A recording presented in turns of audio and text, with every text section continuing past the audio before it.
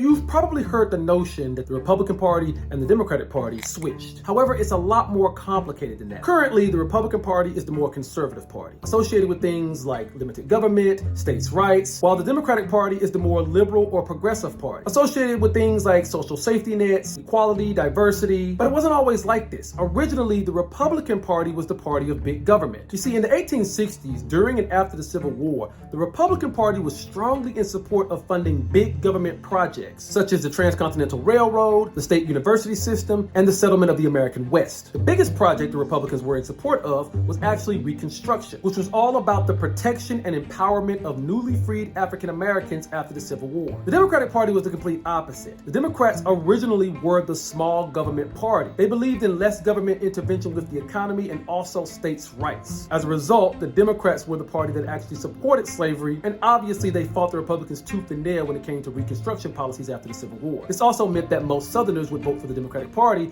for about a solid century after the Civil War. All of this started to change at the end of the 19th century. You see, Northern Republicans became very wealthy during and after the Civil War, so they began to push the Republican Party into a party that favored the rich. But the Democrats were going in the opposite direction. They started to favor a bigger government that could help the working class, particularly after a string of economic depressions in the 1880s and 1890s. This party switch in ideology was set in stone by the 1920s. Republican presidents like Calvin Coolidge and Herbert Hoover were greatly opposed to using the government to interfere in the affairs of business. In fact, Herbert Hoover, who was president when the Great Depression first started, refused to use the powers of the federal government to give people aid during that crisis. But Democratic President Franklin D. Roosevelt, who first came to office in 1933, was the exact opposite. Franklin D. Roosevelt greatly expanded the size and scope of the federal government to provide recovery and relief during the Great Depression. So by the 1940s, the Republicans were largely a small government party, becoming more and more conservative, and the Democrats were largely a big government party that was growing more and more liberal. And they've been pretty much the same ever since.